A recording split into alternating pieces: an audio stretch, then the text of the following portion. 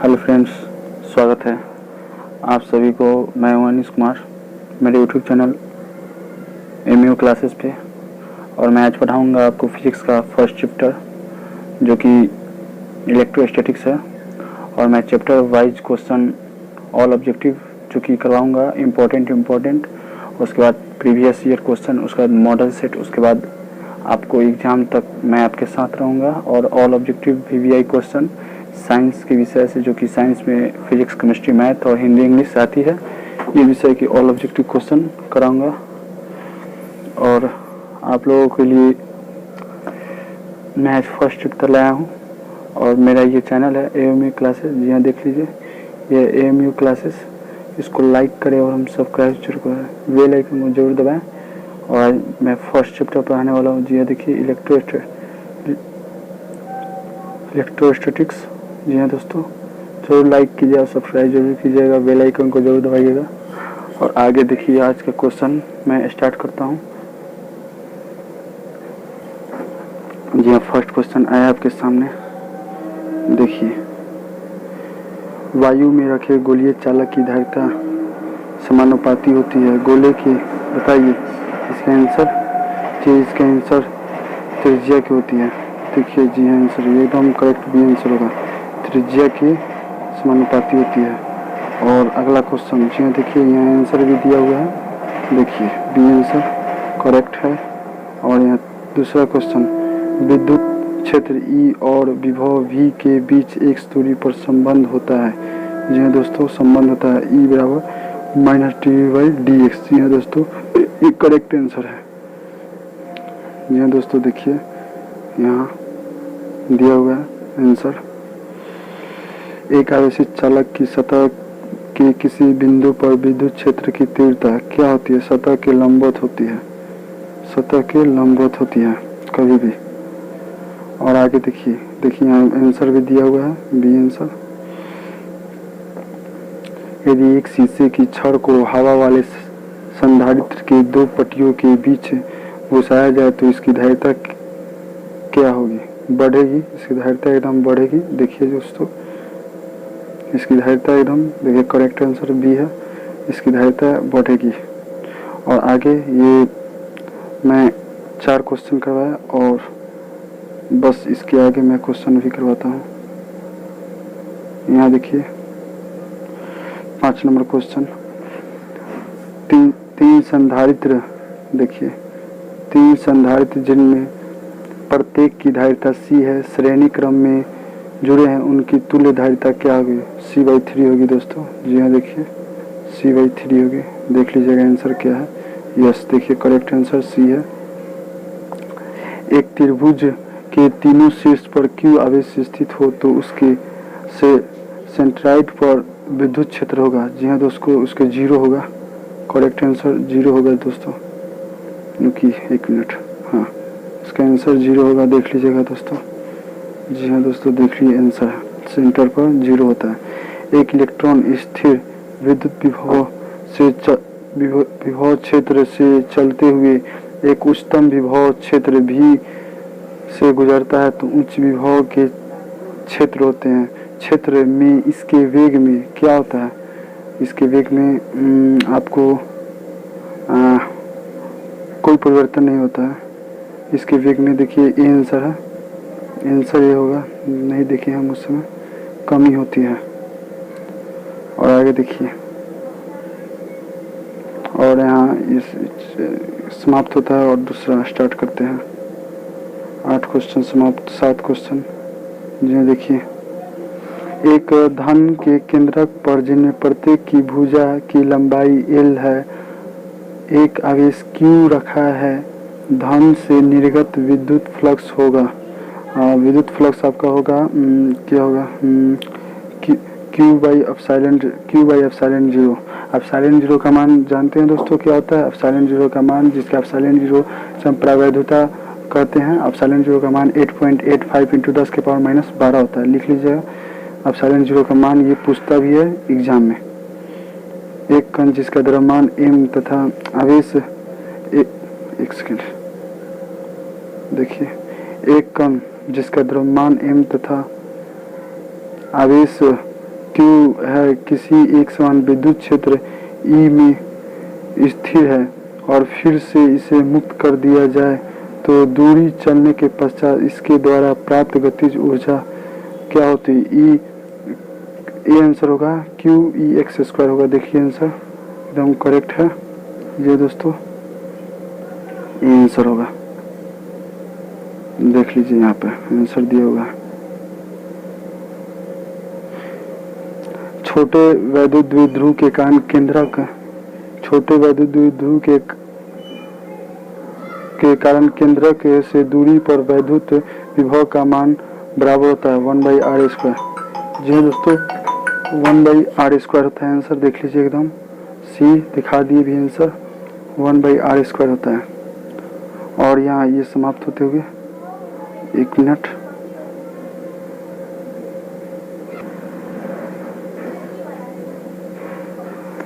देखिए दोस्तों फिर क्वेश्चन आया 12.5 इंटू 10 के पावर 18 इलेक्ट्रॉन के आवेश की गणना कीजिए। ये दोस्तों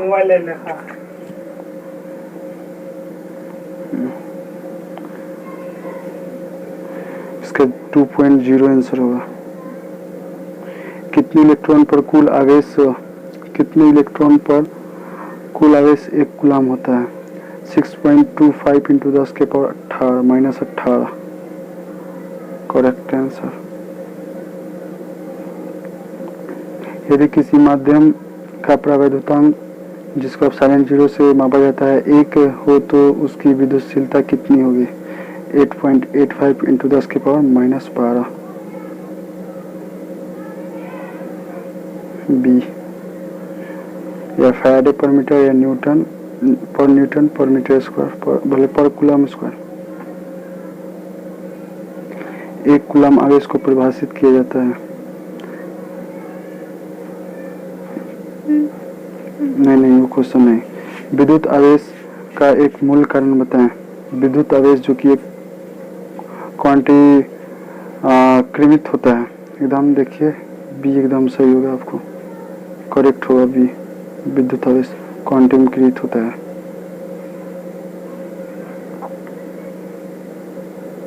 विद्युत आवेश क्वांटीकृत होता है। ये दोस्तों यहाँ क्वेश्चन आता है, देखिए किसी आवेशित वस्तु पर 1 कूलम आवेश होने के लिए उनमें से निकाले गए इलेक्ट्रॉनों की संख्या क्या होगी? तो निकाल लेने पर पड़ता है 6.25 इंटू 10 के पावर 18। और इलेक्ट्रॉन प्रोटॉन पर आवेश होता है। इलेक्ट्रॉन प्रोटॉन पर आवेश होता है। एक इलेक्ट्रॉन बराबर जैसे होता है 1.6 इंटू 10 के पावर माइनस कूलम या -1.6 इंटू 10 के पावर माइनस कूलम। यहाँ दोस्तों ए निम्नलिखित में विद्युत क्षेत्र ई और विभव भी के बीच का सही संबंध, ये तो पहले पढ़ा ही है, -dV/dx। जी दोस्तों ये आपको हम उस तरह पढ़ाए भी थे। और देखिए यहाँ विद्युत तीव्रता का मात्रक होता है वोल्ट पर मीटर होता है। जी हाँ, विद्युत तीव्रता का मात्रक। और एप्सिलॉन 0 का मात्रक फैराडे पर मीटर या कूलम स्क्वायर पर मीटर स्क्वायर, जो कि हम उस समय प्रवैधुता के बारे में बताए हैं, उसी का एप्सिलॉन 0 कहा जाता है। जी हाँ दोस्तों ये रहा। इसको हम देखिए दोस्तों एप्सिलॉन 0 का एक ये और फैराडे पर मीटर एक ये होता है कूलम स्क्वायर और पर न्यूटन और पर मीटर स्क्वायर लिख लीजिएगा। चलिए ओके। प्रवैधुता का ऐसा मात्रक देखिए हम जो बोले हैं ये सामने आ गया। देखिए कूलम स्क्वायर पर न्यूटन पर मीटर स्क्वायर। जी हाँ दोस्तों यही है। इसी को हम लोग एप्सिलॉन 0 से सूचित करते हैं। इसी को हम लोग एप्सिलॉन 0 से सूचित करते हैं। किसको? इसी को प्रवैधुता को हम लोग एप्सिलॉन 0 से सूचित करते हैं। मुक्त आकाश की प्रवैधुता होती है। मुक्त आकाश में प्रवैधुता होती है 8.85 इंटू 10 के पावर -12 फैराडे पर मीटर, जो कि हम उस समय बताएं। ये क्वेश्चन एक बार और डाला गया है, जो कि ये लिखा गया अपने हाथ से, वो टाइपिंग किया गया था। ठीक है दोस्तों। और r दूरी से विलग 2 इलेक्ट्रॉन के बीच लगने वाला बल जो कि समानुपाती होते हैं। देखिए ये हुआ आंसर देखिए दोस्तों, कट क्यों नहीं रहा? जी हाँ, और देखिए यहाँ नहीं दोस्तों, नंबरिंग करवाएगा उससे आप लोग करवाइएगा नहीं। स्थिर विद्युतीय क्षेत्र में होता है संरक्षण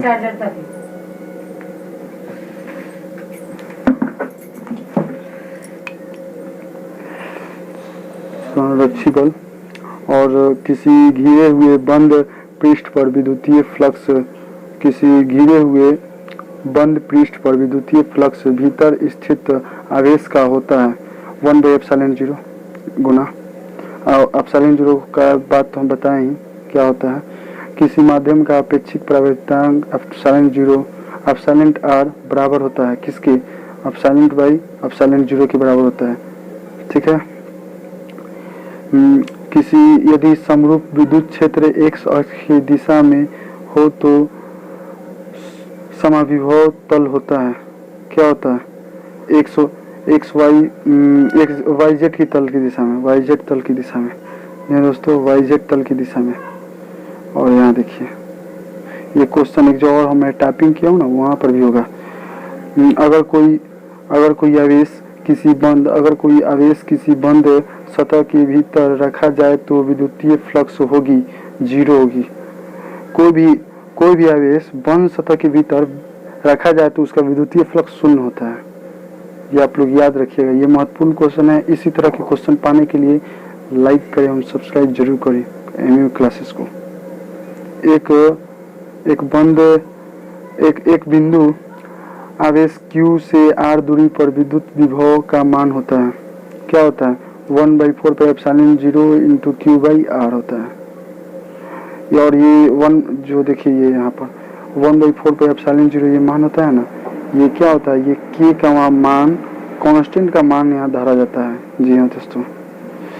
और P सदिश आघूर्ण वाला एक विद्युत द्विध्रुव सदिश तीव्रता वाले विद्युतीय क्षेत्र में रखा जाए तो उस पर लगने वाला टॉर्क होगा P क्रॉस E होता है। आघूर्ण वाला एक विद्युतीय द्विध्रुव तीव्रता वाले विद्युतीय क्षेत्र में रखा जाए तो उसकी स्थितिज ऊर्जा क्या होती है? -P × E, potential energy -P × E। जी हाँ दोस्तों, ये दोस्तों बता दें कि अब हम इलेक्ट्रोस्टैटिक्स पोटेंशियल एंड कैपेसिटेंस का क्वेश्चन करवाएंगे। और ऐसे ही क्वेश्चन, इससे भी बढ़िया क्वेश्चन मिलेगा, अभी और बढ़िया क्वेश्चन मिलेगा। ये चैप्टर वाइज क्वेश्चन करवा रहे हैं। और इसी तरह क्वेश्चन पाने के लिए मेरी क्लासेस को सब्सक्राइब करें जरूर और बेल आइकन को जरूर दबाएं। जी हाँ दोस्तों, और आगे ये क्वेश्चन करवाते हैं। और जी हाँ दोस्तों, ये क्वेश्चन देखिए यहाँ, ये जो है ना, ये देखिए आपको हम बताते हैं, ये Z है। ठीक है, Z है। देखिए हम बताते हैं आपको, यदि समरूप विद्युत क्षेत्र Z अक्ष के अनुरूप हो तो समविभव होगा XY तल की दिशा में। वहाँ था आपको Y अक्ष की दिशा में, इसलिए हुआ था XZ की दिशा में। ठीक है, और यहाँ Z अक्ष है इसलिए XY तल की दिशा में होगा। देखिए आगे, देखिए आंसर है। चलिए आगे चलते हैं। देखिए प्रत्येक त्रिज्या तथा आवेश से आवेशित 8 छोटे बिंदुओं को मिलाकर एक बड़ा बिंदु बनाया जाता है। तो बड़े बिंदु की स्थितिज ऊर्जा प्रत्येक बिंदु की तुलना में क्या होगा? तो आपको 32 गुना होता है। जी दोस्तों, इसका आंसर मुझे भी नहीं आता, इसलिए हम आंसर देखें। ओके, हाँ, एक गोलीय चालक अभिष्ट किया जाता है। इसके केंद्र पर वैद्युत क्षेत्र की तीव्रता होगी। इसके केंद्र पर, कोई भी गोला के केंद्र पर क्या होता है? विद्युत क्षेत्र की तीव्रता क्या होगी? 0 होती है। डायरेक्टली आंसर इसका मारिए। तो देखिए यहाँ बी आंसर। देखिए समांतर प्लेट संधारित्र के प्लेटों के बीच प्रवाहित पदार्थ डालने पर संधारित्र की धारिता बढ़ती है। जी हाँ दोस्तों, याद रखिएगा, ये क्वेश्चन आता है, कई बार आ चुका है। बढ़ती है, देखिए ए आंसर। वैद्युत क्षेत्र में किसी द्विध्रुव को घुमाने में किया गया कार्य होता है W बराबर, मतलब कार्य बराबर m इंटू ई 1 माइनस कॉस थीटा होगा। ठीक है दोस्तों, यहाँ टाइपिंग करने में वहाँ पर थीटा नहीं आ रहा था ना, तो हम लोग ये लगा दिए। ठीक है, यहाँ थीटा याद करके देखिए, थीटा यहाँ होगा, कॉस थीटा होगा। ठीक है दोस्तों, यहाँ थीटा होगा, देखिए आंसर ये दोस्तों। और 1 मिनट,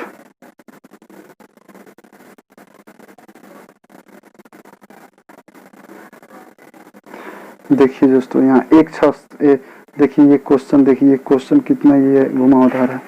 देखिए वहाँ पर क्या आया था, पहले y आया था, फिर क्या z आया, फिर अब x आया। तो सोचिए यदि समरूप विद्युत क्षेत्र x अक्ष की दिशा में विद्यमान हो तो समविभव क्या होगा। सोचिए जब x होगा तो yz होगा, और जब y होगा तब xy होगा, नहीं y होगा जब xz होगा। ठीक है, इसी तरह यहाँ x अक्ष है। ठीक है, तो यहाँ क्या होगा, yz होगा। देखिएगा एकदम करेक्ट आंसर होगा सी yz, देखिए है ना, yz होगा, ये सोचिएगा। फिर यहाँ देखिए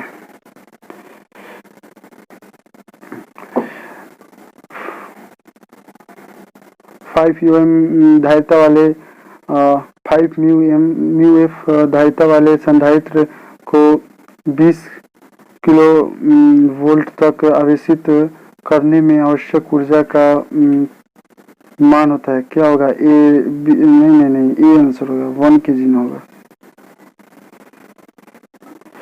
यदि देखिए क्वेश्चन आया था पहले, लेकिन देख लीजिए, यदि दो आवेशों की दूरी बढ़ा दी जाए तो आवेशों के विद्युतीय स्थिति ऊर्जा का मान क्या होगा। देखिए डी अपवर्तित होता है, और यहाँ वहाँ क्या आया था, दोनों को एक साथ रखा जाए, यहाँ बढ़ा दिया जाए तो अपवर्तित रहेगा।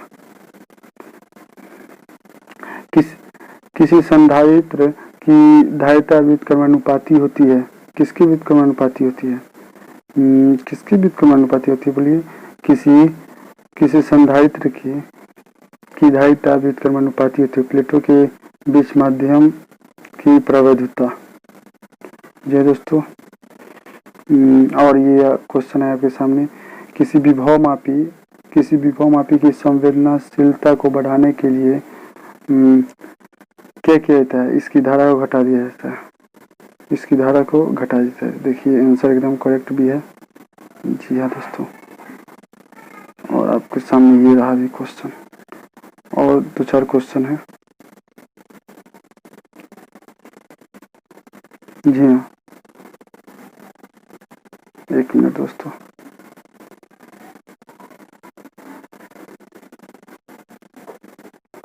देखिए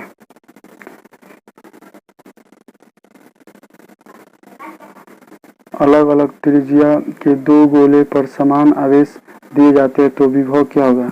छोटे गोले पर ज़्यादा होगा, अलग अलग नहीं दिया जाता है, इसलिए देखिए आंसर। ठीक है दोस्तों, और आगे, त्रिज्या 1 सेंटीमीटर के 2 चालक गोले 1 मीटर से युक्त है, दोनों पर समान आवेश 1 मीटर कूलम दिया गया है तो एक गोले का विभव होगा। अनंत पर विभव 0 है और दूरी से संपर्क में लाने में किया गया कार्य जो घनात्मक होता है। देख लीजिए आंसर। जी हाँ दोस्तों, बी आंसर।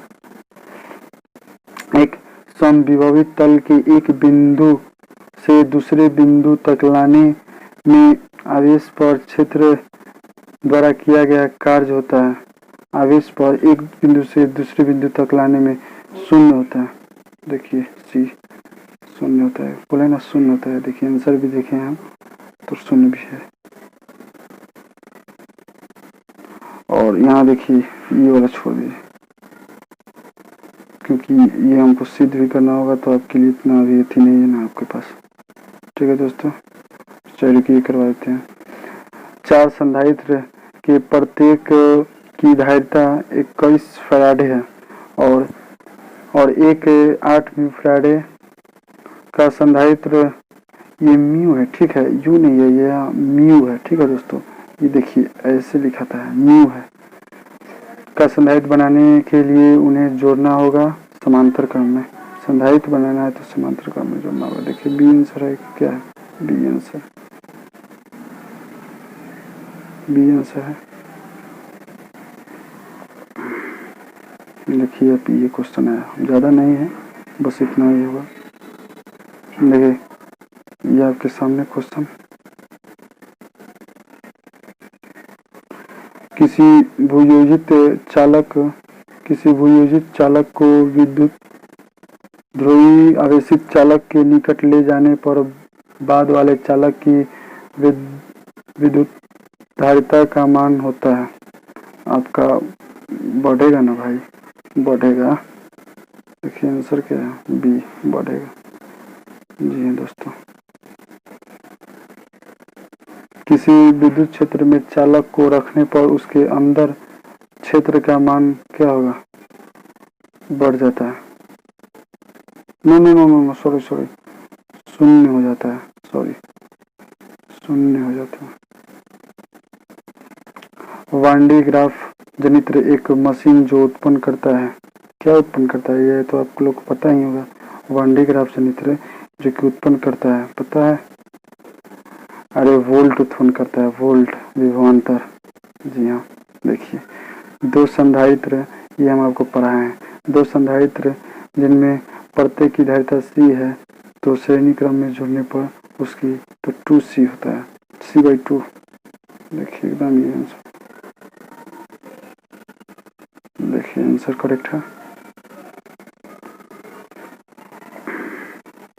आगे, यदि कई संधारित्र उपलब्ध हो तो उनके समूहन से उच्चतम धारिता प्राप्त करने के लिए उन्हें जोड़ना होगा।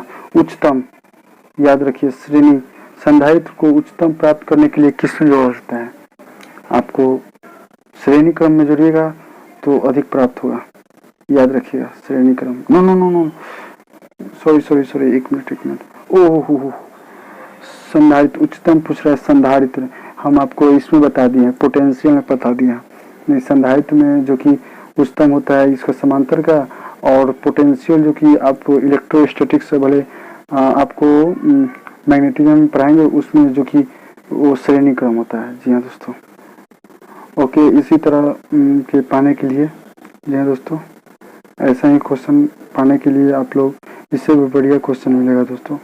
ये तो आज एक